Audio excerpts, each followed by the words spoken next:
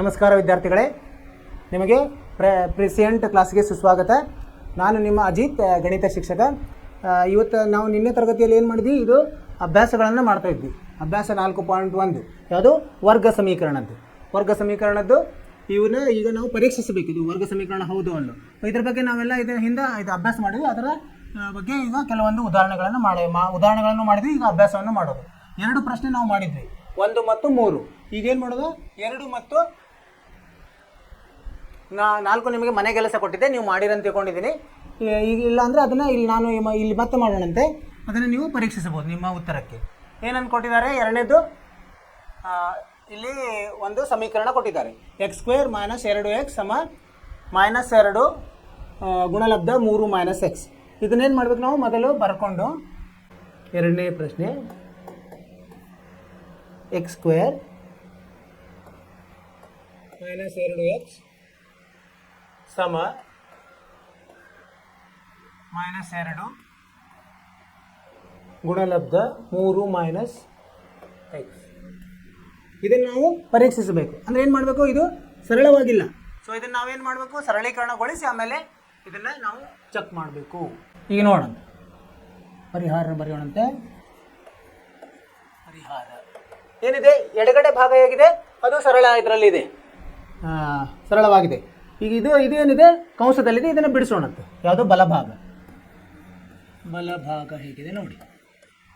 ಬಲಭಾಗ ಹೇಗಿದೆ, -2, ಇನ್ನೊಂದು ಕಂಸದಲ್ಲಿ ಗುಣಲಬ್ಧ 3 - x. ಇದನ್ನು ಗುಣಿಸಿದಾಗ -2 ಗುಣಲಬ್ಧ 3 ಎಷ್ಟಾಗುತ್ತೆ, -6. ಮೈನಸ್ಸು ಮತ್ತು ಋಣ ಗುಣಿಸಿದಾಗ ಧನ ಆಗ್ತದೆ, 2x ಆಯಿತು. ಇದನ್ನು ಈಗ ಎಡಗಡೆಗೆ ನಾವು ಸಮೀಕರಿಸೋದು. ಅಂದರೆ ಏನಾಗುತ್ತೆ ಈಗ, ಆದ್ದರಿಂದ x² - 2x -6 + 2x. ಈಗೇನು ಮಾಡೋಣಂತ, ಇದು ಆದರ್ಶ ರೂಪದಲ್ಲಿ ತರಲಿಕ್ಕೆ ಪ್ರಯತ್ನ ಮಾಡೋಣ. ಅಂದರೆ ಆದರ್ಶ ರೂಪದಲ್ಲಿ ತರೋದಂದ್ರೆ ಏನು, ಈಗ ಬಲಗಡೆ ಇರೋದನ್ನು ಎಲ್ಲ ಎಡಗಡೆಗೆ ತಂದುಬಿಡೋದು. x² - 2x, ಇದು -2x, ಇದು +2x ಇರೋದು, ಆ ಕಡೆ -2x ಆಗ್ತದೆ, +6 = 0. ಇದು ಹೇಗಾಯ್ತು, x² - 4x + 6 = 0 ಆಯಿತು. ಈಗ ಇದು ಹೇಗಿದೆಯಪ್ಪ, ಆದರ್ಶ ರೂಪದಲ್ಲಿ ಇದೆ ಇಲ್ಲೋ. ಇದು ಹೆಂಗಿದೆ, ಇದು ax² + bx + c = 0 ರೂಪದಲ್ಲಿ ಇದೆ, ಅದಲ್ಲ. ಆದ್ದರಿಂದ ನಾವು ಉತ್ತರ ಏನು ಬರೆಯೋಣಂತೆ, ಆದ್ದರಿಂದ ದತ್ತ ಸಮೀಕರಣ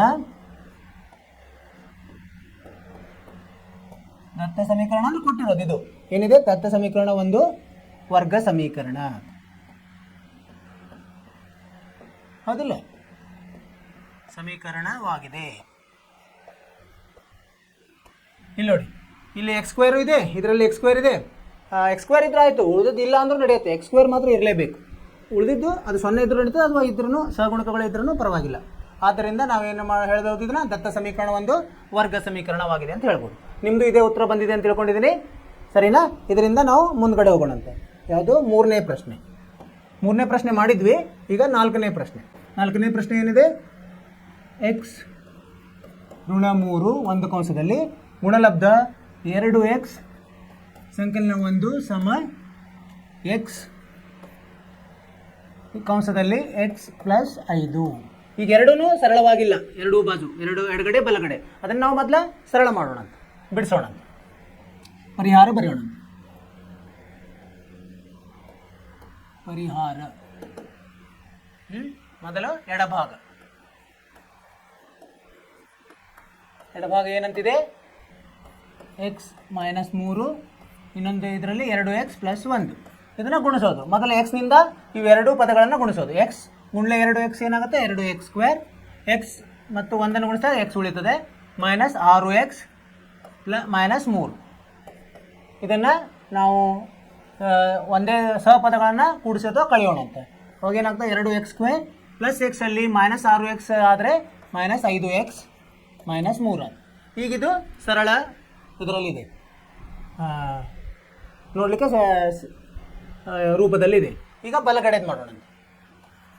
ಬಲಭಾಗ ಏನು ಕೊಟ್ಟಿದ್ದಾರೆ ಅವರು, x ಕಂಸದಲ್ಲಿ x + 5. ಇದನ್ನು ಬಿಡಿಸಿದಾಗ ಏನಾಗ್ತದೆ, x² + 5x ಆಯಿತು. ಈಗ ಇದು 1 ಅಂತ ಬರೆಯೋಣಂತೆ, ಇದು 2. ಸೊ 1 ಮತ್ತು 2 ಸಮೀಕರಿಸೋಣ. 1 ಸಮ 2 ಏನಾಗ್ತದೆ ಇಲ್ಲಿ 2x² ಮೈನಸ್ 5x ಮೈನಸ್ 3 ಸಮ x² ಪ್ಲಸ್ 5x. ಈಗ ಬಲಗಡೆ ಇರೋದನ್ನೆಲ್ಲ ನಾವೇನು ಮಾಡಬೇಕು, ಎಡಗಡೆಗೆ ತೊಗೊಂಡು ಬರಬೇಕು. 2x² minus 5x minus 3 minus x² minus 5x ಸಮ 0. ಈಗ ಇದನ್ನು ಸಹಪದಗಳನ್ನು ಕೂಡಿಸೋದು ಕಳೆಯೋದು ಮಾಡೋದು. 2x² ನಲ್ಲಿ 1x² ಹೋದ್ರೆ ಏನಾಗ್ತದೆ, x² ಉಳಿತದೆ. ಆಮೇಲೆ 5 ಮೈನಸ್ 5x ಇಲ್ಲಿ ಮೈನಸ್ 5x ಅಂದರೆ ಮೈನಸ್ 10x ಆಯಿತು. ಆಮೇಲೆ ಇದು ಮೈನಸ್ 3 ಹಾಗೆ ಉಳಿತದೆ ಸಮ 0. ಇದು ಯಾವ ರೂಪದಲ್ಲಿದೆ, ax² plus bx plus c ರೂಪದಲ್ಲೇ ಇದೆ ಅಲ್ವಾ. ಏನಂತ ಬರೆಯೋಣ ನಾವು, ಇದು ax² plus bx plus c ಸಮ 0 ರೂಪದಲ್ಲಿದೆ. ಸೊ ಈ ರೂಪದಲ್ಲಿದ್ದರೆ ಏನು ಮಾಡಬೇಕು, ದತ್ತ ಸಮೀಕರಣ. ಆದ್ದರಿಂದ ದತ್ತ ಸಮೀಕರಣ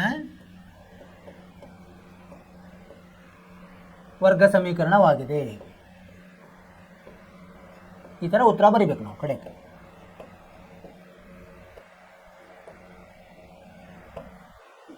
ಏನೇನು ಮಾಡಿದ್ದೀವಿ ನಾವು ಇಲ್ಲಿ, ಈಗ ಅವರು ಎರಡು ಭಾಗದಲ್ಲಿ ಕೊಟ್ಟ, ಒಂದು ಎಡಭಾಗ ಒಂದು ಬಲಭಾಗ, ಒಂದು ನಡಗಡೆ ಏನಿದೆ ಸಮ ಚಿಹ್ನೆ ಇದೆ ಅಂದರೆ ಅದೊಂದು ಸಮೀಕರಣ. ಅದನ್ನೇನು ಮಾಡಬೇಕು, ನಾವು ಸರಳ ಮಾಡ್ಕೋಬೇಕು. ಎಡಭಾಗವನ್ನು ಸರಳ ಮಾಡ್ಕೋಬೇಕು, ಬಲಭಾಗವನ್ನು ಸರಳ ಮಾಡ್ಕೋಬೇಕು. ಅಲ್ಲಿ ಗುಣಿಸ್ಬೇಕಂದ್ರೆ ಗುಣಿಸ್ಬೇಕು, ಅಥವಾ ಭಾಗಿಸ್ಬೇಕಂದ್ರೆ ಭಾಗಿಸ್ಬೇಕು, ಕೂಡಿಸೋದು ಅದು ಕಳೆಯೋದು, ಯಾವುದಾದ್ರೂ ಒಂದು ನಮ್ಮ ಗಣತೀಯ ಇದು ಇರ್ತದಲ್ಲ ಅದನ್ನು ಮಾಡಿ ಅದನ್ನು ಸರಳ ಮಾಡಬೇಕು. ಈಗೇನು ಮಾಡ್ತೀವಿ, ಎಡಭಾಗಕ್ಕೆ 1 ಅಂದ್ವಿ, ಬಲಭಾಗಕ್ಕೆ 2 ಅಂದ್ವಿ. ಅವು ಏನಂತ ಎರಡೂ ಸಮ ಮಾಡೋದು. ಸಮ ಮಾಡಿ ಮತ್ತೆ ಅದನ್ನು ಅದಲು ಬದಲು ಮಾಡಿದ. ಅದಲು ಬದಲು ಅಂದ್ರೇನು, ಬಲಗಡೆ ಇರೋದು ಎಲ್ಲ ಪದಗಳನ್ನು ನಾವು ಎಡಗಡೆ ತೆಗೆದುಕೊಂಡು ಬಂದು ಅದನ್ನು ಮತ್ತೆ ಅದಕ್ಕೆ ಒಂದು ಸರಳ ರೂಪ ಕೊಟ್ಟಾಗ ಅದು ಈ ರೂಪ ಏನು ಬಂತು, x² ಮೈನಸ್ 10x ಮೈನಸ್ 3 ಬಂತು. ಅಂದರೆ ಅದು ಯಾವ ರೂಪದಲ್ಲಿದೆ, ನಮ್ಮ ಮೂಲ ರೂಪ, ನಮ್ಮ ಆದರ್ಶ ರೂಪ. ಎದರದ ಆದರ್ಶ ರೂಪ, ವರ್ಗ ಸಮೀಕರಣದ ಆದರ್ಶ ರೂಪ. ax² plus bx plus c ಇದೆ. ಸೊ ಆದ್ದರಿಂದ ಇದನ್ನು ನಾವೇನು ಹೇಳ್ಬೇಕು, ದತ್ತ ಸಮೀಕರಣ ಒಂದು ವರ್ಗ ಸಮೀಕರಣ ಅಂತ ಹೇಳ್ಬೋದು. ಅರ್ಥ ಆಯಿತು ವಿದ್ಯಾರ್ಥಿಗಳೇ? ಇಷ್ಟೇ ಇದು ಮಾಡೋದು. ಮೂರನೇದು, ಅದು 4ನೇ ಪ್ರಶ್ನೆ. 1 2 3 4 ಅದು ಈಗ 5ನೇ ಪ್ರಶ್ನೆ. 5ನೇ ಪ್ರಶ್ನೆ ಏನಿದೆ, 2x ಮೈನಸ್ 1 ಇನ್ನೊಂದು ಬ್ರ್ಯಾಕೆಟ್ನಲ್ಲಿ ಏನಿದೆ x ಮೈನಸ್ 3 ಸಮ x ಪ್ಲಸ್ 5, ಇನ್ನೊಂದು ಬ್ರ್ಯಾಕೆಟ್ನಾಗ x ಮೈನಸ್ 1 ಇದೆ. ಇದು ಸರಳವಾಗಿಲ್ಲ, ಇದನ್ನು ನಾವು ಗುಣಿಸ್ಬೇಕಾಗ್ತದೆ. ಸೊ ಮೊದಲು ಏನು ಮಾಡೋಣ, ಪರಿಹಾರದಲ್ಲಿ ಎಡಭಾಗವನ್ನು ತೊಗೊಂಡಂತ ಪರಿಹಾರದಲ್ಲಿ ಎಡಭಾಗ ತಗೊಂಡಾಗ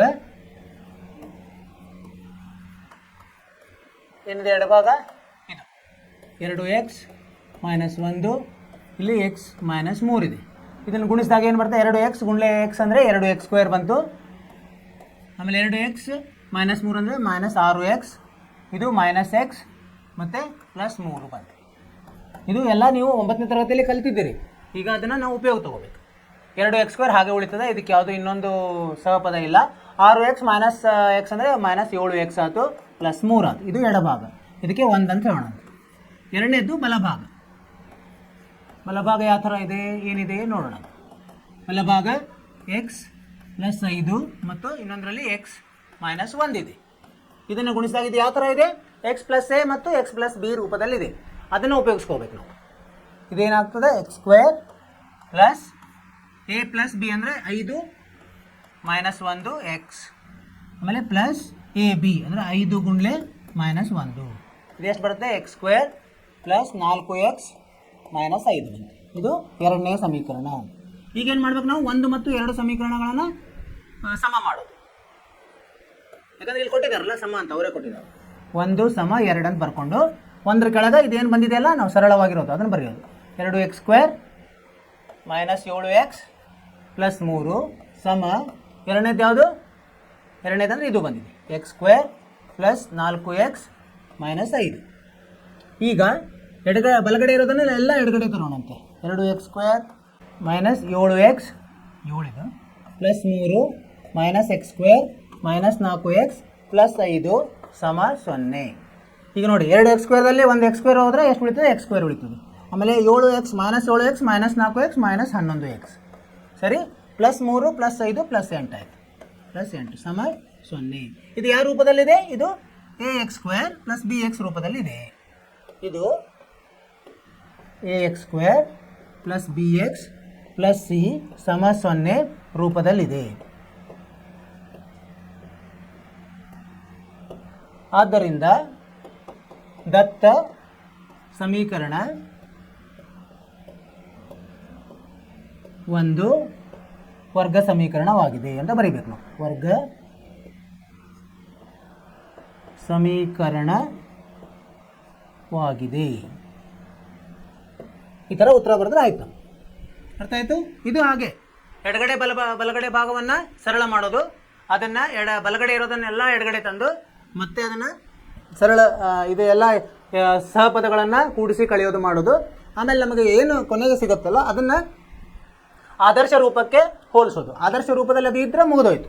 ಇದು ವರ್ಗ ಸಮೀಕರಣ ಅಂತ ನಾವು ತೀರ್ಮಾನಿಸ್ತೀವಿ. ಸೊ ಇದು ಉತ್ತರ. ನಿಮ್ಗೆ ಅರ್ಥ ಆಗಿದೆ ಅಂತ ತಿಳ್ಕೊಂಡಿದ್ದೀನಿ. ಇದರಿಂದ ಮುಂದೆ ಹೋಗೋಣಂತೆ. ಯಾವುದು? 5 ಆಯ್ತು. ಈಗ 6ನೇದು.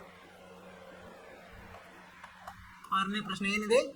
x² + 3x x² + 3x + 1 ಸಮ x - 2 x - 2 ವರ್ಗ. ಈಗ ನೋಡಿ, ಎಡಭಾಗ ಹೇಗಿದೆ? ಸರಳವಾಗಿದೆ. ಅದನ್ನೇನು ಮುಂದೇನು ಮಾಡ್ಲಿಕ್ಕೆ ಬರಲ್ಲ. ಬಲಭಾಗ ನೋಡಿ, ಬಲಭಾಗ ಏನಿದೆ ಅದು ವರ್ಗ ರೂಪದಲ್ಲಿದೆ. ಇದನ್ನು ನಾವು ಐಡೆಂಟಿಟಿ ಅಂತ ಹೇಳ್ತೀವಲ್ಲ, ಅದರ ಸಹಾಯದಿಂದ ಇದನ್ನು ಬಿಡಿಸ್ಕೋಬೇಕು. ಯಾವ ಇದರಲ್ಲಿದೆ ಅದು? a - b ಕಂಸದಲ್ಲಿ ವರ್ಗ. ಅಂದರೆ ಏನು ಬರ್ತದೆ? a - b ವರ್ಗ ಅಂದರೆ a² - 2ab + b² ಬರ್ತದೆ. ಅದು a ಅಂದರೆ x, b ಅಂದರೆ 2. ಅದನ್ನು ಉಪಯೋಗಿಸ್ಬೇಕಿಲ್ಲ. ಪರಿಹಾರ ಬರೆಯೋಣಂತೆ. ಪರಿಹಾರ ಬಲಭಾಗ ಮೊದಲೇ ತಗೊಂಡು ಬಲಭಾಗ ಏನಿದೆ? ಬಲಭಾಗದಲ್ಲಿ x - 2² ಇದನ್ನು ಬಿಡಿಸಿದಾಗ ಏನಾಗ್ತಾ? x² - 4x 2 × x a b 2 × x × 2 -4x + 4. ಇದಕ್ಕೇನು ನೋಡಂತೆ ನಾವು? 2 ನಡೀತದೆ. 1 ಅನ್ನೋಣಂತೆ.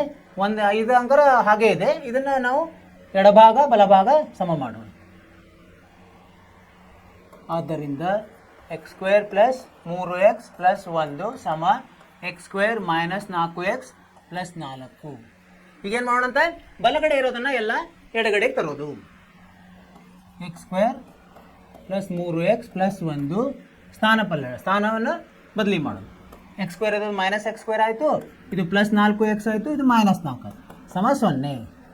ಈಗೇನಾಯ್ತು ನೋಡಿಲ್ಲ? x² ಇಲ್ಲಿ ಪ್ಲಸ್ ಇದೆ, ಇದು ಮೈನಸ್ ಇದೆ, ಅಂದರೆ ಇದು ಕ್ಯಾನ್ಸಲ್ ಆಯಿತು, ಅದು ಹೋಯಿತು, ರದ್ದಾಯಿತು. ಉಳಿತೇನೀಗ 3x 4x ಎಷ್ಟಾಗುತ್ತೆ? 7x. ಆಮೇಲೆ +1 -4 ಅಂದರೆ -3 ಆಯಿತು, ಸಮ 0. ಈಗ ನೋಡಿ, ಇದರಲ್ಲಿ ಏನಿದೆ? ಸಮೀಕರಣ ರೂಪದಲ್ಲಿದೆ, ಆದರೆ ಇದರಲ್ಲಿ x² ಇಲ್ಲ. ಆದ್ದರಿಂದ ಇದು ವರ್ಗ ಸಮೀಕರಣದ ಮೂಲ ರೂಪದಲ್ಲಿ, ಆದರ್ಶ ರೂಪದಲ್ಲಿ ಇಲ್ಲ ಅಂತ ಬರೆಯೋದು ನಾವು. ಸೊ ಇದು ಅಂದ್ರೇನು? ಇದು ax² + bx + c ಸಮ 0 ರೂಪದಲ್ಲಿ ಇಲ್ಲ. ಸೊ ರೂಪದಲ್ಲಿ ಇಲ್ಲ ಅಂದ್ರೆ ಏನು? ಇದು ವರ್ಗ ಸಮೀಕರಣ ಅಲ್ಲ. ಆದ್ದರಿಂದ ದತ್ತ ಸಮೀಕರಣ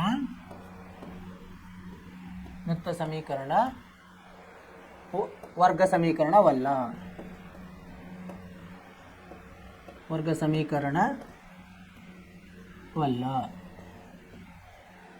ರೇಖಾತ್ಮಕ ಬರ್ತದೆ. ರೇಖಾತ್ಮಕ ಸಮೀಕರಣ ವರ್ಗ ಸಮೀಕರಣ ಅಲ್ಲ.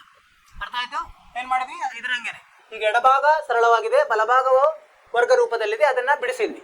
ಅವಾಗ ಒಂದನೇ ನಮಗೆ ಸಮೀಕರಣ ಬಂತು ಬಲಭಾಗದಲ್ಲಿ. ಅದನ್ನ ಎಡಭಾಗಕ್ಕೆ ನಾವು ಸಮೀಕರಿಸಿದಾಗ ಎಲ್ಲ ಬಲಭಾಗದಲ್ಲಿರುವ ಪದಗಳನ್ನು ಎಡಭಾಗಕ್ಕೆ ತಗೊಂಡೋಗಿ ಅದನ್ನ ಯಾವ್ಯಾವ ಸಹಪದಗಳಿದ್ದು ಅವನ್ನ ಕೂಡಿಸೋದು ಕಳೆಯೋದು ಮಾಡಿದಾಗ x² ಹೋಗ್ಬಿಡ್ತು. x² ಇಲ್ಲ ಅಂದ್ರೆ ಅದು ವರ್ಗ ಸಮೀಕರಣ ಅಲ್ಲ ಅಂತ ತೀರ್ಮಾನಕ್ಕೆ ಬಂದ್ವಿ. ಅದೇ ಉತ್ತರ. ಇದೇ ನಮ್ಮ ಉತ್ತರ. ಸರಿ. ಸೊ ಈಗ ಎಷ್ಟಾಯಿತು? 6ನೇ ಪ್ರಶ್ನೆ ಆಯಿತು. ಮುಂದೆ 7ನೇ ಪ್ರಶ್ನೆ. 7ನೇ ಪ್ರಶ್ನೆ ಏನಿದೆ ಬರ್ಕೊಂಬಂತೆ. x + 2 ಘನ ಸಮ 2x. ಇದರಲ್ಲಿ ಏನಿದೆ? x² - 1 ಇದೆ. ಸರಿನಾ? ಈಗ ಇದು ಹೇಗಿದೆ? ಎರಡೂ ಸರಳವಾಗಿಲ್ಲ. ಎಡಭಾಗನೂ ಸರಿ ಇಲ್ಲ, ಬಲಭಾಗನೂ ಸರಿ ಇಲ್ಲ. ಎರಡನ್ನೂ ಮೊದಲ ಅದನ್ನು ಸರಳ ಮಾಡೋಣ. ಇದು ಹೇಗಿದೆ ಎಕ್ಸ್ ಪ್ಲಸ್ 2 ಘನ ಅಂದರೆ ಎ ಪ್ಲಸ್ ಬಿ ಘನ ಇದ್ದಾಗ ಅದನ್ನು ಉಪಯೋಗಿಸ್ಕೋಬೇಕು. ಪರಿಹಾರ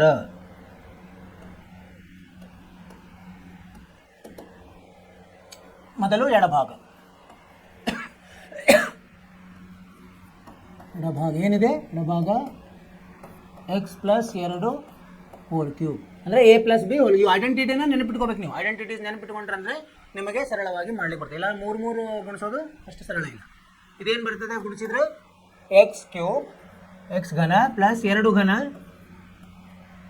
ಪ್ಲಸ್ 3 ಗುಂಡ್ಲೆ ಎಕ್ಸ್ ಗುಂಡ್ಲೆ 2 ಕಂಸದಲ್ಲಿ x plus 2 x square plus x a square plus b square a plus b whole cube ಅಂದರೆ ಏನಾಗುತ್ತೆ a cube plus b cube plus 3ab ಕಂಸದಲ್ಲಿ ಎ ಪ್ಲಸ್ ಬಿ. ಇದನ್ನು ಮತ್ತೆ ನಾವು ಮುಂದೆ ಬಿಡಿಸೋಣಂತೆ. ಇದೇನಾಗ್ತದೆ ಎಕ್ಸ್ ಕ್ಯೂಬ್ ಪ್ಲಸ್ 8 ಸರಿ ಪ್ಲಸ್ 2x ಆಗ್ತದೆ. ಇದು ಎಷ್ಟಾಗ್ತದೆ 3 6 6x ಮತ್ತು ಎಕ್ಸ್ ಇದೆ 6x ಸ್ಕ್ವೇರ್ ಆಗುತ್ತೆ 6x ಸ್ಕ್ವೇರ್.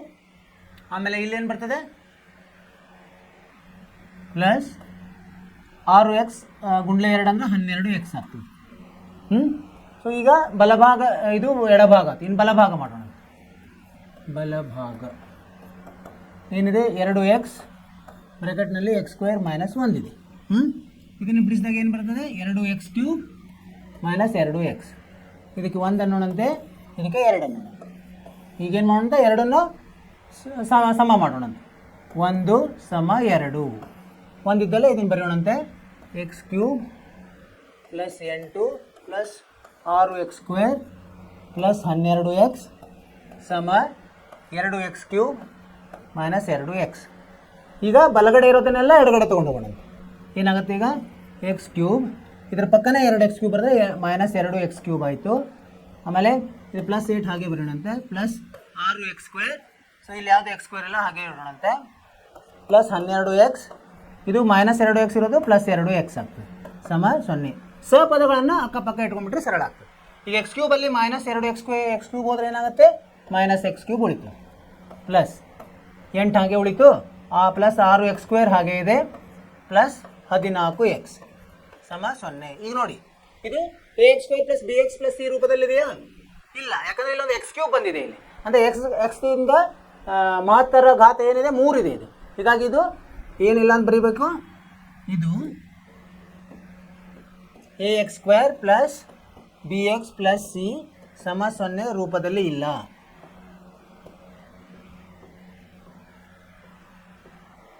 ಆದ್ದರಿಂದ ದತ್ತ ಸಮೀಕರಣ ವರ್ಗ ಸಮೀಕರಣವಲ್ಲ.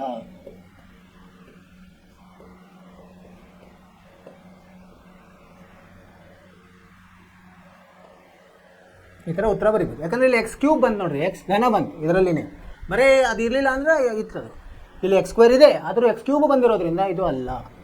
ಅರ್ಥವಾಯಿತು? ಏನು ಮಾಡಿದ್ವಿ ನಾವು ಎಡಭಾಗ ಬಲಭಾಗವನ್ನು ಸರಳ ಮಾಡಿ 1 ಮತ್ತು 2 ಸಮಗೊಳಿಸಿ ಆವಾಗ ಸರಳೀಕರಣ ಮಾಡಿ ಒಂದು ಇದಕ್ಕೆ ಆದರ್ಶ ರೂಪಕ್ಕೆ ಪರೀಕ್ಷಿಸಿದ್ವಿ, ಹೋಲಿಸಿದ್ವಿ. ಅವಾಗ ಇದು ಅಲ್ಲ ಅಂತ ಬಂತು, ಅದೇ ಉತ್ತರ. ಸರಿ, ಈಗ ಎಷ್ಟಾಯಿತು? 7ನೇದಾಯಿತು. 8ನೇ ಪ್ರಶ್ನೆ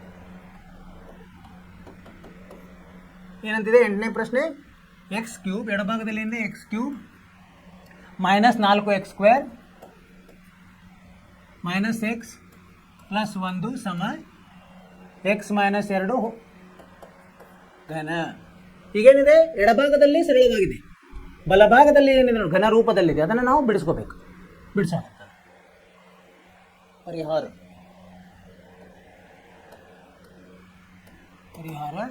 ಬಲಭಾಗ ಬರೆಯೋಣ, ಎಡಭಾಗ ಬರೆಯೋಣ. ಮೊದಲೇ ಅದು ಹೇಗಿದೆ ಹಾಗೆ ಬರೆದೋಣ. ಎಡಭಾಗ ಸಮ X cube minus 4x square minus X plus 1. ಇದು ಯಾವುದು? 1 ಅಂತ ಬರೆಯೋಣಂತೆ. ಬಲಭಾಗ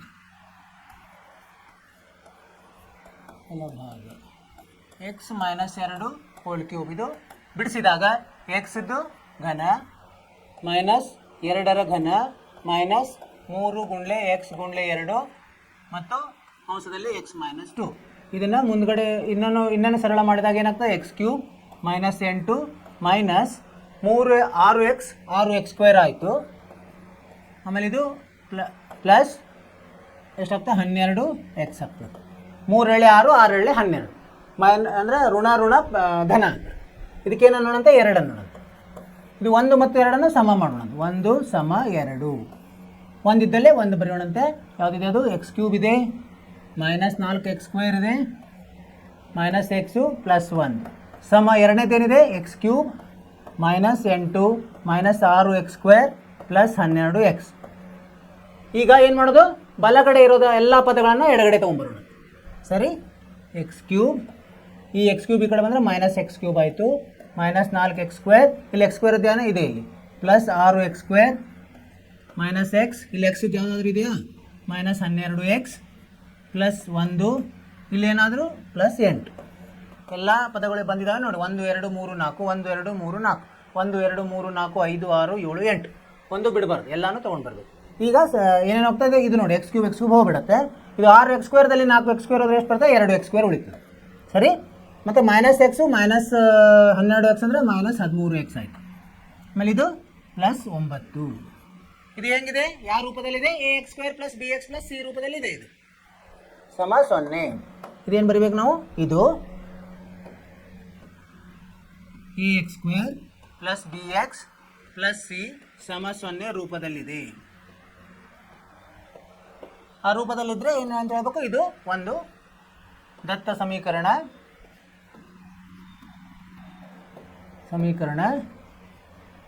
ಏನು? ವರ್ಗ ಸಮೀಕರಣವಾಗಿದೆ. ಹೌದು,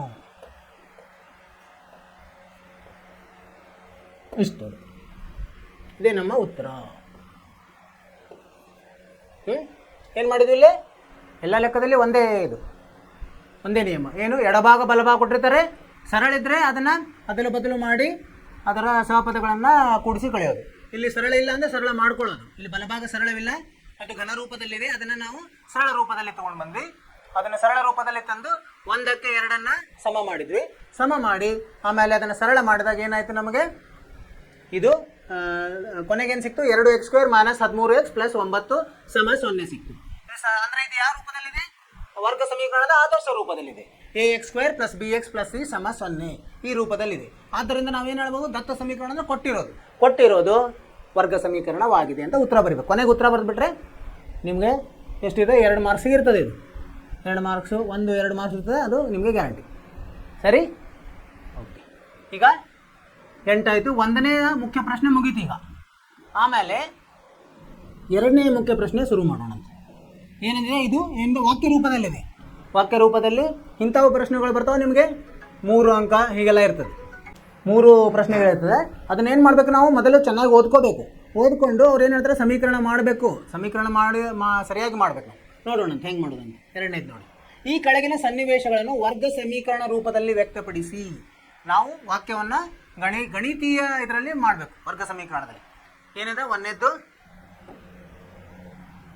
2ನೇ ಮುಖ್ಯ ಪ್ರಶ್ನೆ ಅಲ್ಲಿ 1ನೇ ಪ್ರಶ್ನೆ. ಒಂದು ಆಯತಾಕಾರದ ನಿವೇಶನದ ವಿಸ್ತೀರ್ಣ. ಆಯತಾಕಾರ ಅಂದರೆ ಗೊತ್ತಲ್ಲ ನಿಮಗೆ, ಏನಿರ್ತದೆ ಅದು? ಆಯತಾಕಾರ ಅಂದರೆ ಎದುರು ಬದರ ಅಳತೆಗಳು ಒಂದೇ ಇರ್ತದೆ. ಒಳಗಿನ ಕೋನಗಳೆಲ್ಲ ಲಂಬ ಕೋನ ಇರ್ತದೆ. ಈ ಥರ ಇರ್ತದೆ. ಇದಕ್ಕೆ ಆಯತ ಅಂತ ಹೇಳ್ತೀವಿ. ಒಂದು ಆಯತಾಕಾರದ ನಿವೇಶನದ ವಿಸ್ತೀರ್ಣ ಕೊಟ್ಟಾರೆ, ಬರ್ಕೊಂಬಿಡೋಣ. ಎಷ್ಟಿದೆ? 578 m² ಇದೆ ಇದರದ್ದು ವಿಸ್ತೀರ್ಣ. ಏನೇನು ಕೊಟ್ಟಿದ್ದಾರೆ ಮೊದಲು ಬರ್ಕೊಂಡ್ಬಿಡೋದು. ವಿಸ್ತೀರ್ಣ ಎಷ್ಟು ಕೊಟ್ಟಾರ?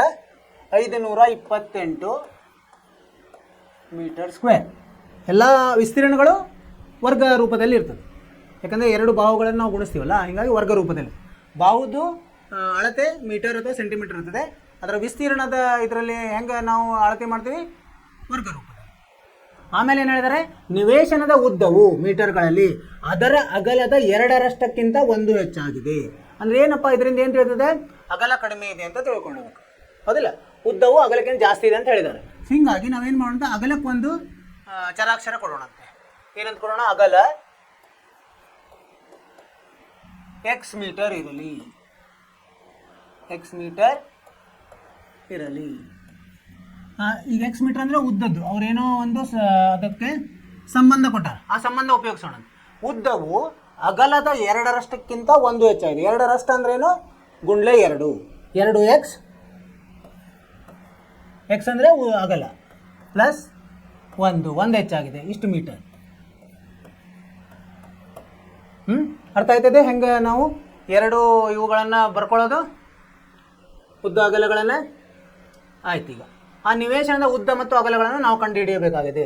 ಅದಕ್ಕೆ ಏನು ಮಾಡಬೇಕು, ನಾವು ಸಮೀಕರಣವನ್ನು ರಚಿಸಬೇಕು. ಹೆಂಗೆ ಮಾಡ್ತೀವಿ ನೋಡೋಣ. ಈಗ ಪರಿಹಾರ ಈಗ ಉದ್ದ ಯಾವುದು, ಇದು ಜಾಸ್ತಿ ಇರೋದು ಉದ್ದ ಅಂತ ತಗೊಳುತ್ತೆ. ಇದು ಎಷ್ಟಂತಿದೆ, 2x + 1, ಅಗಲ ಇದು x ಆಯಿತು, ಸರಿನಾ. ಈಗ ಪರಿಹಾರ ವಿಸ್ತೀರ್ಣ ಕೊಟ್ಟಿದ್ದಾರೆ, ಅದನ್ನು ಉಪಯೋಗ ತೊಗೊಂಡು ವಿಸ್ತೀರ್ಣದ ಏನು ಸೂತ್ರ ಅಂತ ಉಪಯೋಗ ತಗೋಬೇಕು ನಾವು. ಸೂತ್ರ ಏನು, ಉದ್ದ ಗುಂಡ್ಲೆ ಅಗಲ ಅಂದರೆ ವಿಸ್ತೀರ್ಣ. ಅದನ್ನು ಬರ್ಕೊಂಡು ಉದ್ದ ಅಂದರೆ ಆಯತದ ವಿಸ್ತೀರ್ಣ ಏನು, ಉದ್ದ ಗುಂಡ್ಲೆ ಅಗಲ ಸಮ ವಿಸ್ತೀರ್ಣ. ಇದನ್ನು ನೀವು ಕಲ್ತಿದ್ದೀರಿ ಅಲ್ವಾ, ಇದನ್ನು ಉಪಯೋಗಿಸ್ಬೇಕು. ಈಗ ಉದ್ದ ಏನಾಗಿದೆ ನಮ್ಮದು 2x + 1 ಇದೆ, ಗುಂಡ್ಲೆ ಅಗಲ ಏನು ತೊಗೊಂಡಿವಿ ನಾವು, ಎಕ್ಸ್ ತೊಗೊಂಡಿವಿ, ಎಕ್ಸ್ ಸಮ ವಿಸ್ತೀರ್ಣ ಎಷ್ಟು ಕೊಟ್ಟೇ ಬಿಟ್ಟಿದ್ದಾರೆ ಅವರು, 528. ಈಗ ಹೆಂಗೆ ಇದನ್ನು ಎಡಭಾಗ ನೋಡ್ರಿ, ಎಡಭಾಗ ಕೌಂಸದಲ್ಲಿದೆ, ಅದನ್ನು ಬಿಡಿಸ್ಕೊಂಬಿಡಂತ. ಏನಾಯ್ತು ಈಗ, ಎಕ್ಸ್ ಗುಂಡ್ಲೆ 2x ಎಷ್ಟಾಯಿತು, 2x² + 1 x + x ಆಯಿತು. ಈಗ 528 ಬಲಭಾಗದಿಂದ ಎಡಭಾಗಕ್ಕೆ ತರೋಣಂತ, -528 ಸಮ 0. ಈಗ ನೋಡಿ ಹೆಂಗಾಯ್ತಿದೆ, ಒಂದು ಸಮೀಕರಣ ಆಯ್ತಲ್ಲ, ಇದು ವರ್ಗ ಸಮೀಕರಣ ಆಯ್ತಿಲ್ಲ, ಇದು ವರ್ಗ ಸಮೀಕರಣ. ಇಲ್ಲಿ ಬರೆಯೋದು ವರ್ಗ ಸಮೀಕರಣ, ಯಾಕಂದರೆ ಇದು ಆದರ್ಶ ರೂಪದಲ್ಲಿದೆ. ax² + bx + c ಅಲ್ಲಿ ಋಣವಾಗಿದೆ, ಅದೇನು ಇದೇನಾಗಲ್ಲ, ಏನೋ ಸಮಸ್ಯೆ ಇಲ್ಲ. ಏನು ಮಾಡಿದ್ವಿಪ್ಪ ನಾವಿಲ್ಲಿ, ಅವರು ವಾಕ್ಯ ರೂಪದಲ್ಲಿ ಕೊಟ್ಟಿದ್ದಾರೆ. ಒಂದು ಆಯತಾಕಾರದ ಏನದು ನಿವೇಶನ, ಆಯತಾಕಾರದ ನಿವೇಶನ, ಅದರ ಉದ್ದ ಅಗಲ ನಡುವಿನ ಸಂಬಂಧ ಮತ್ತು ಅದರ ವಿಸ್ತೀರ್ಣ ಕೊಟ್ಟಿದ್ದಾರೆ. ಅವುಗಳನ್ನು ತೆಗೆದು ನಾವೇನು ಮಾಡಿದ್ವಿ, ಚಿಕ್ಕದಿರೋದು ಅದನ್ನು ನಾವು ಸ್ಥಿರಾಂಕ, ಅದಕ್ಕೆ ಚರಾಕ್ಷರ ಕೊಟ್ಟಿವಿ, ಯಾವುದು ಎಕ್ಸ್ ಅಂತ. ಅದರಿಂದ ನಮಗೆ ಉದ್ದ ಸಿಗ್ತದೆ, ಅದು ಹೆಚ್ಚಿಗೆ ಆಗಿದೆ. ಸೊ ಅವನ್ನ ವಿಸ್ತೀರ್ಣದ ಸೂತ್ರವನ್ನು ಉಪಯೋಗಿಸಿ ನಾವೇನು ಮಾಡಿದ್ವಿ, ಒಂದು ಸಮೀಕರಣ, ವರ್ಗ ಸಮೀಕರಣವನ್ನು ರಚಿಸಿದ್ವಿ. ಈ ಥರ ಮಾಡಬೇಕು ನಾವು. ಈಗ ಮಾಡಿದರೆ ನಿಮಗೆ ಪೂರ್ತಿ ಅಂಕ ಸಿಗ್ತದೆ. ಅರ್ಥವಾಯಿತು? ಸರಿ, ಮುಂದೆ ಹೋಗೋಣಂತ. ಈಗ ಎರಡನೇ ಪ್ರಶ್ನೆ ಏನಿದೆ, ಎರಡನೇ ಪ್ರಶ್ನೆ, 2 ಅನುಕ್ರಮ ಧನ ಪೂರ್ಣಾಂಕಗಳ ಗುಣಲಬ್ಧವು 306 ಆಗಿದೆ. ಅನುಕ್ರಮ ಅಂದ್ರೆ ಒಂದಾದ್ಮೇಲೆ ಇನ್ನೊಂದು. ನಾವು ಆ ಪೂರ್ಣಾಂಕಗಳನ್ನು ಕಂಡು ಹಿಡಿಯಬೇಕಾಗಿದೆ. ಅದಕ್ಕೆ ಒಂದು ನಾವು ಸಮೀಕರಣ ರಚಿಸಬೇಕು. ಏನಂತ ಕೊಟ್ಟಿದ್ದಾರೆ, ಬರ್ಕೊಂಬಂತ ಮೊದಲೇ ಗುಣಲಬ್ಧ ಕೊಟ್ಟಿದ್ದಾರೆ. ಎಷ್ಟು, 2 ಪೂರ್ಣಾಂಕಗಳ ಗುಣಲಬ್ಧ ಕೊಟ್ಟಿದ್ದಾರೆ. ಎಷ್ಟು, 306 ಅಂತ ಕೊಟ್ಟಿದ್ದಾರೆ. ನಾವು ಏನು ಊಹೆ ಮಾಡ್ಕೊಂಬಂತೆ, ಒಂದು ಧನ ಪೂರ್ಣಾಂಕ,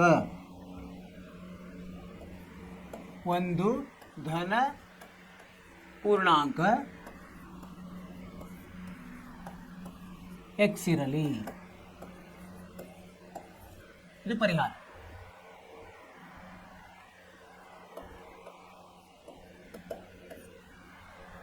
ಸೊ ಅನುಕ್ರಮ ಅಂದ್ರೇನು, ಅದು ಒಂದು ನೀವು ಎಕ್ಸ್ ಅಂತ ತೊಗೊಂಡ್ರೆ ಮುಂದಿನದು, ಅದಕ್ಕೆ ಒಂದನ್ನು ಸೇರಿಸಿದಾಗ ಮುಂದಿನದು ಸಿಗ್ತದೆ.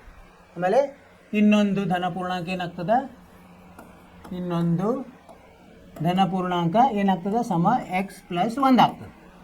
ಸರಿನಾ. ಈಗ ಅವ್ರು ಗುಣಲಬ್ಧ ಕೊಟ್ಟಾರ, ಹಾಗಾಗಿ ನಾವು ಸಮೀಕರಣ ರಚಿಸೋಣ ಅಂತೀವಿ. ಸಮೀಕರಣ ಏನಾಯಿತು, ಎಕ್ಸ್ ಗುಣಲಬ್ಧ ಎಕ್ಸ್ + 1 ಸಮ 306 ಸಮ 306. ಈಗ ಎಡಭಾಗವನ್ನು ಸರಳ ಮಾಡೋಣ. ಎಕ್ಸ್ ಗುಂಡ್ಲೆ ಎಕ್ಸು ಏನ ಬರ್ತದೆ, x² ಬರ್ತದೆ. ಎಕ್ಸ್ ಗುಂಡ್ಲೆ 1 x ಬರ್ತದೆ. ಈ 306 ಆ ಕಡೆ ತಗೊಂಡು ಋಣ 306 ಸಮ 0. ಇದು ಹೆಂಗಿದೆ, ಇದು ವರ್ಗ ಸಮೀಕರಣ ರೂಪದಲ್ಲಿದೆ. ಇದಕ್ಕೆ ಬರಿಬೋದು, ಇದು ನಮ್ಮ ವರ್ಗ ಸಮೀಕರಣ.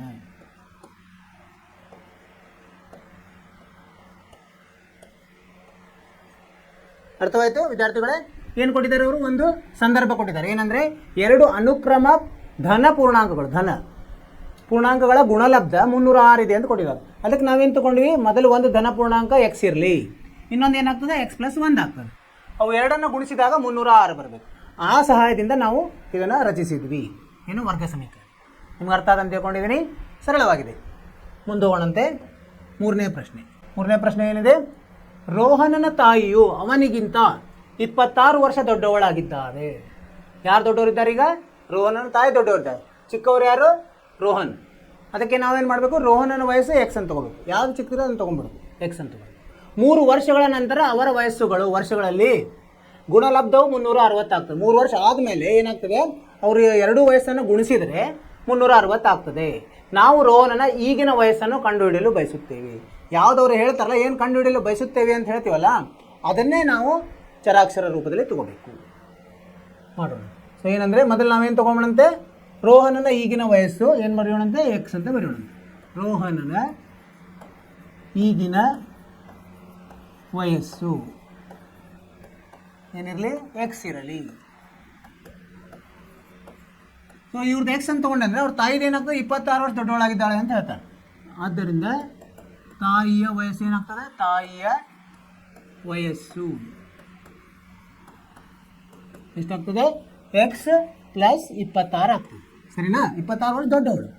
3 ವರ್ಷಗಳ ನಂತರ ಏನಾಗ್ತದೆ ಅದನ್ನು ಬರೆಯೋಣ. 3 ವರ್ಷಗಳ ನಂತರ ಏನಾಯ್ತು, ಈಗ ರೋಹನ್ ವಯಸ್ಸು ಬದಲಿ ಆಗ್ತದೆ. ಈಗ ರೋಹನನ ವಯಸ್ಸು ಏನಾಗ್ತದೆ, ಈಗಿನ ವಯಸ್ಸಿಗೆ 3 ಕೂಡಿಸ್ಬೇಕಾಗ್ತದೆ, ಸಮ ಎಕ್ಸ್ ಪ್ಲಸ್ 3 ಆಗ್ತದೆ. ತಾಯಿ ವಯಸ್ಸನ್ನು ಬದಲಿ ಆಗ್ತದೆ. ತಾಯಿಯ ವಯಸ್ಸು ಸಮ ಮೊದಲು ಎಷ್ಟಿತ್ತು, ಎಕ್ಸ್ ಪ್ಲಸ್ 26 ಇತ್ತು, ಇದಕ್ಕೆ 3 ಕೂಡಿಸೋದು ಅಂದರೆ ಏನಾಯಿತು, ಎಕ್ಸ್ ಪ್ಲಸ್ 29 ಆಯಿತು. ಆಯಿತಾ? ಅವ್ರು ಇನ್ನೊಂದು ಹೇಳಿದ್ದಾರೆ, ಏನು, 3 ವರ್ಷಗಳ ನಂತರ ಅವ್ರ ವಯಸ್ಸನ್ನು ನೀವು ಗುಣಿಸಿದರೆ ಏನಾಗ್ತದೆ, 360 ಆಗ್ತದೆ. ಸೊ ಅದನ್ನೊಂದು ಈಗ ಸಮೀಕರಣ ಮಾಡಲಿಕ್ಕೆ ಉಪಯೋಗ ಆಗ್ತದೆ. ಸಮೀಕರಣ ಏನಾಗ್ತದೆ, ಈಗ ರೋಹನನ ವಯಸ್ಸು ಅಂದರೆ 3 ವರ್ಷ ಆಗಿಂದ ವಯಸ್ಸು ಗುಂಡ್ಲೆ ತಾಯಿಯ ವಯಸ್ಸು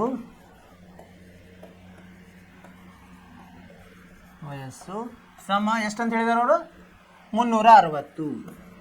ಇದು ಸಮೀಕರಣ ಯಾವಾಗ, 3 ವರ್ಷಗಳ ನಂತರ. ಅದನ್ನು ಒಂದು ಬರಿಬೇಕು ನಾವು, 3 ವರ್ಷಗಳ ನಂತರ, ಈಗಿಂದಲ್ಲ. ಸೊ ರೋಹನ ವಯಸ್ಸು 3 ವರ್ಷ ನಂತರ ಎಷ್ಟಿದೆ, ಎಕ್ಸ್ ಪ್ಲಸ್ 3 ಇದೆ. ತಾಯಿ ವಯಸ್ಸು ಎಷ್ಟಿದೆ, ಎಕ್ಸ್ ಪ್ಲಸ್ 29 ಇದೆ, ಸಮ 360. ಈಗ ಎಡಭಾಗವನ್ನು ನಾವು ಗುಣಿಸೋಣ. ಇದು ಹೆಂಗಿದೆ, x plus a x plus b ಇದೆ. ಅದನ್ನು ಹೆಂಗೆ ಗುಣಿಸೋದು, x square plus 3 plus 29 x plus 3 ಗುಂಡ್ಲೆ 29. ಇದನ್ನು 360 ಈ ಕಡೆ ತೊಗೊಂಡ್ಬರೋಣ, ಸಮ 0. ಇದನ್ನು ಮುಂದೆ ಮತ್ತೆ ಸರಳ ಮಾಡಿದಾಗ 29 ಪ್ಲಸ್ 3 ಎಷ್ಟು, 32 ಎಕ್ಸ್. ಈಗ 29 ಗುಂಡ್ಲೆ 3 ಎಷ್ಟು, 29 ಗುಂಡ್ಲೆ 3 93 27 2 3 6 2 8 87. 360ರಲ್ಲಿ 87 ಕಳಿಬೇಕಾಗ್ತದೆ ನಾವು. ಎಷ್ಟು ಬರ್ತದೆ, 10 7 ಹೋದ್ರೆ 3, 16 9 ಹೋದರೆ 7, 273 ಋಣ 273 ಸಮ 0. ಇದು ಹೆಂಗಿದೆ, ಆದರ್ಶ ರೂಪದಲ್ಲಿದೆ ಅಲ್ವಾ? ಹೀಗಾಗಿ ನಾವೇನು ಹೇಳಬೇಕು, ಇದೇ ನಮ್ಮ ವರ್ಗ ಸಮೀಕರಣ.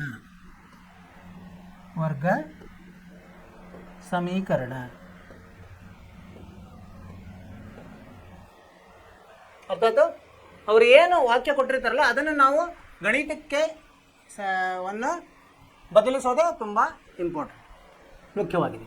ಮೊದಲು ಅರ್ಥ ಮಾಡ್ಕೋಬೇಕು, ಅವ್ರು ಏನು ವಾಕ್ಯ ಕೊಟ್ಟಿದ್ದಾರೆ ಅರ್ಥ ಮಾಡಿಕೊಂಡು ಸರಿಯಾಗಿ ಅವನ್ನ ನಾವು ಹಾಕ್ಕೋಬೇಕಾಗ್ತದೆ. ಆಮೇಲೆ ಇಲ್ಲಿ ನೋಡಿ ಏನು ಹೇಳಿದ್ದಾರೆ ಅವರು, ಮೊದಲು ರೋಹನ ತಾಯಿ ವಯಸ್ಸು ಅವನಿಗಿಂತ 26 ವರ್ಷ ದೊಡ್ಡವಳಾಗಿದ್ದಾಳೆ.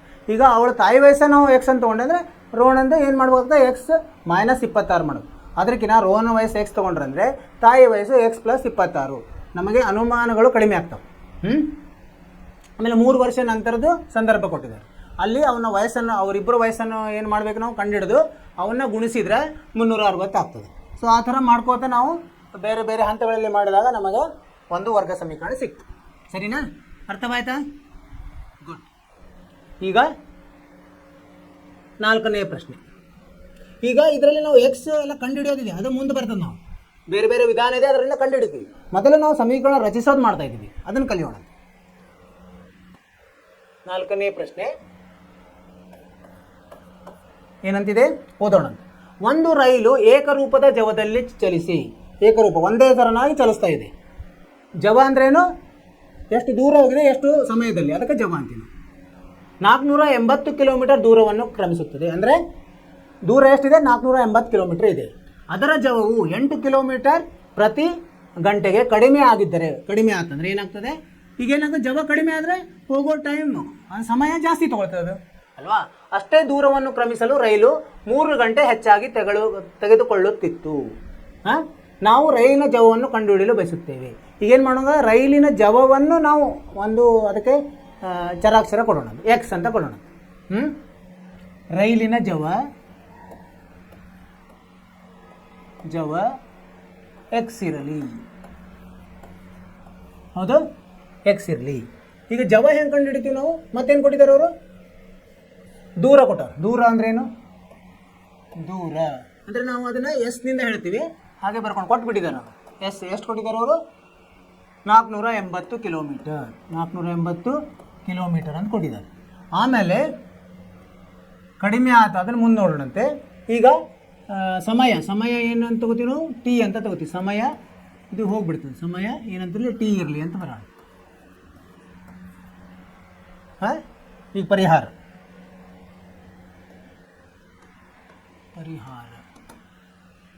ಈಗ ಜವ ಒಂದು ಸೂತ್ರ ಏನಪ್ಪ? ಜವ ಅಂದರೆ ಏನಂತೀವಿ? ಜವ ಏನು? ದೂರ, ಕ್ರಮಿಸಿದ ದೂರ ಭಾಗಲಬ್ಧ ಸಮಯ ಅಥವಾ ಕಾಲ ಸಮಯನ ಬರಿಬೋದು. ದೂರ ಏನಂತ ಇದೆ? ದೂರ 4. ಜವ ಎಷ್ಟಿದೆ? ಜವ ಗೊತ್ತಿಲ್ಲ. ಅಂದರೆ ಎಕ್ಸ್ ಸಮ 480 ಭಾಗಲಬ್ಧ ಟಿ ಆಯ್ತು. ಅಂದರೆ ಟಿ ಇದರಲ್ಲಿ ಹೇಳೋಣ, ಎಕ್ಸಲ್ಲಿ ಹೇಳೋಣ. ಟಿ ಸಮ 480 ಭಾಗಲಬ್ಧ ಎಕ್ಸ್ ಆಯಿತು. ಇದು ಒಂದನೇದು, ಸರಿನಾ? ಎರಡನೇದು ಏನು ಹೇಳಿದ್ದಾರೆ ಅವರು? ಇದು ಜವವು 8 ಕಿಲೋಮೀಟರ್ ಪ್ರತಿ ಗಂಟೆ ಕಡಿಮೆ ಇದ್ದರೆ, ಅಂದರೆ ಇಲ್ಲಿ ಬರೆಯೋಣ. ಎರಡನೇ ಸಂದರ್ಭ, ಜವವು 8 ಕಿಲೋಮೀಟರ್ ಪ್ರತಿ ಗಂಟೆಗೆ ಕಡಿಮೆ ಇದ್ದರೆ ಏನಾಗ್ತದೆ? ಕಡಿಮೆ ಇದ್ದರೆ ಏನಾಗ್ತದೆ? ಈಗ ಜವ ಎಕ್ಸ್ ಇರೋದು 8 ಕಡಿಮೆ ಅಂದರೆ ಎಕ್ಸ್ ಋಣ 8 ಆಗ್ತದೆ. ದೂರಾಂಕರ ಅದೇ ಇದೆ, ಅದೇನು ಬದಲಿ ಆಗಲ್ಲ. ಗಂಟೆಗಳು ಏನಾಗ್ತದೆ? ಜಾಸ್ತಿ ಆಗ್ತದೆ ಅಂತ ಹೇಳಿದೆ. 3 ಗಂಟೆ ಹೆಚ್ಚಾಗ್ತದೆ ಅಂತ ಹೇಳಿದ್ದಾರೆ. ಅಂದರೆ ಟಿ ಸಂಕಲನ 3 ಆಗ್ತದೆ. ಈಗ ಟಿಯಲ್ಲಿ ಏನು ಮಾಡೋಣಂತೆ? 1 ಇದನ್ನು ಆದೇಶಿಸೋಣ. ಇದು ಹಾಗೆ ಉಳಿತದೆ. 480 ಭಾಗಲಬ್ಧ ಟಿ ಇದ್ದಲ್ಲಿ ಇದು ಹಾಕೋದು. 480 ಭಾಗಲಬ್ಧ ಎಕ್ಸ್ ಪ್ಲಸ್ 3. ಇದನ್ನು ಸರಳ ಮಾಡೋಣಂತ. ಈಗ ಇದು ಎಕ್ಸ್ ಮೈನಸ್ 8 ಹಂಗೆ ಉಳಿತು ಸಮ. ಇದು ಏನಾಗುತ್ತೆ? ಎಕ್ಸು ಲಸ ಆಗ್ತದೆ, ಇದು ಮೇಲೆ ಬರ್ತದೆ.